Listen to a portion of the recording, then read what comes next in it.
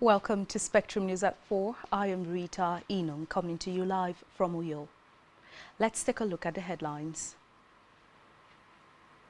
The reps hold valedictory session for former Speaker Agunwa Anekwe. The Defense Headquarters clarifies delay in soldiers' allowances, cites system glitches. Plus, Trump says Modi agrees to stop buying Russian oil. Stay tuned for details of these stories and more in a moment.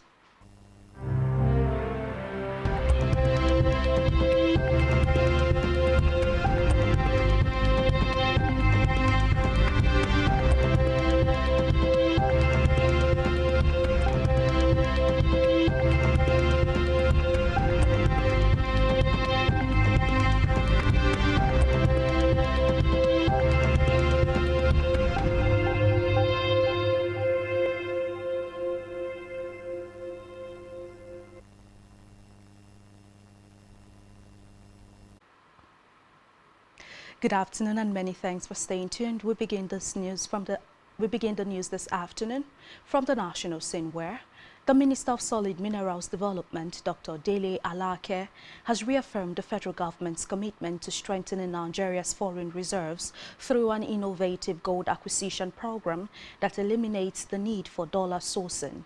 Alake, who stated this at the ongoing 10th edition of the Nigerian Mining Week in Abuja, noted that the program, which is driven by the Solid Minerals Development Fund, SMDF, is designed to use gold locally mined to boost the country's foreign reserves.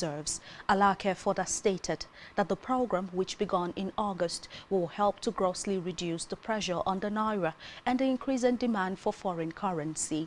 He emphasized that President Bola Ahmed Tinubu's administration is committed and determined to pursue the gold initiative with vigor and assiduity, stressing that it is one of the most effective strategies available to enhance Nigeria's economic stability. And from the red chambers now, where the Senate has ordered a comprehensive investigation into Nigeria's aviation sector following a series of disturbing air incidents that have raised fresh concerns over passenger safety and regulatory oversight. Lawmakers unanimously resolved to empower the Senate Committee on Aviation to probe the root causes of the frequent runway accidents and safety lapses plaguing the industry.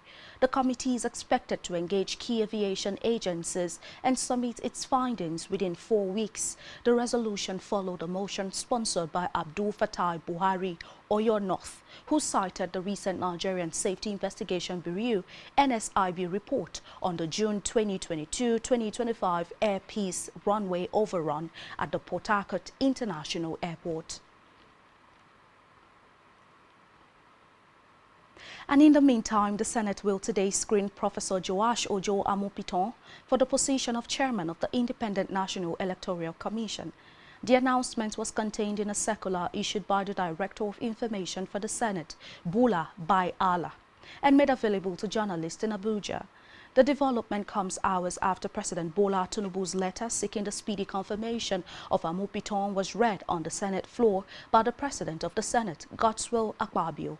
Amopiton's nomination, which followed last week's endorsement by the National Council of State, marks a significant transition for the electoral body following the exit of Professor Mahmood Yakubu after a decade at the helm of INEC.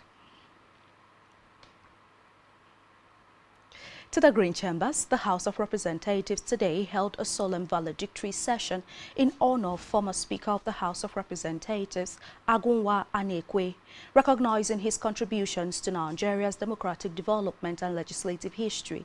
The Speaker also announced the House will immortalize all former presiding officers by naming halls in the National Assembly complex after them. The late Anekwe, who served as Speaker between 1992 and 1993 during the Third Republic, was remembered as a man of principle, courage and integrity, whose leadership helped stabilize the House at a time of political uncertainty. In his opening address, the Speaker of the House of Representatives, Abbas Tajuddin, described the session as a rare honor accorded to an exceptional parliamentarian whose life and service strengthened the legislative institution.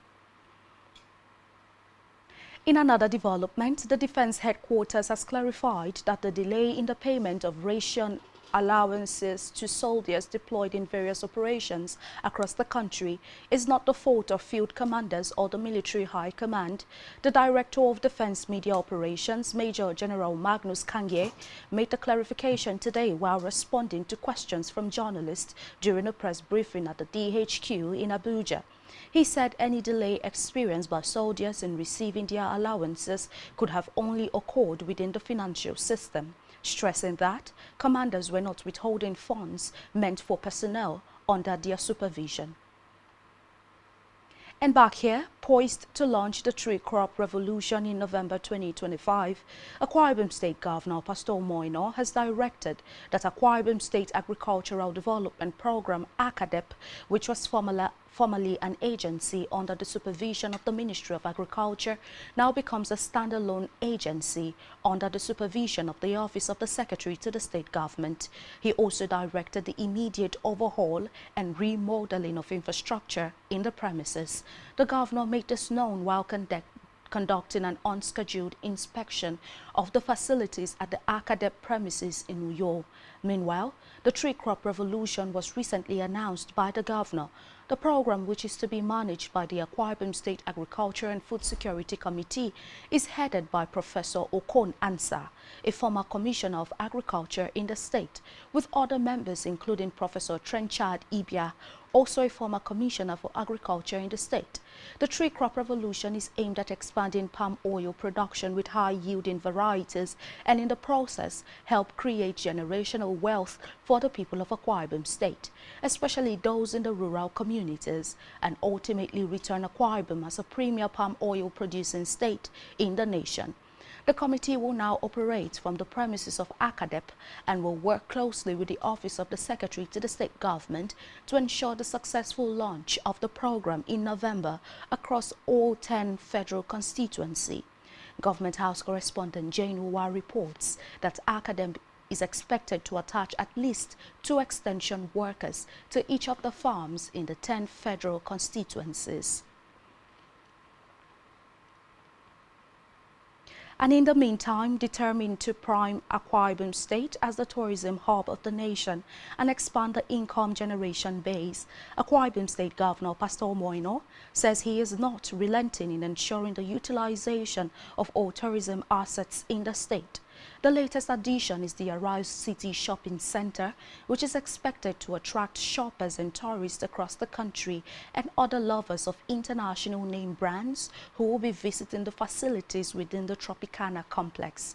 Governor Moino, who undertook a tour to the project site, said with International Convention Center, a 200-bed hotel and other facilities that will attract people on the way, there was a need for a shopping city that will host international brands. He used the opportunity to advise youths to eschew violence and other vices capable of breaching the peace of the state.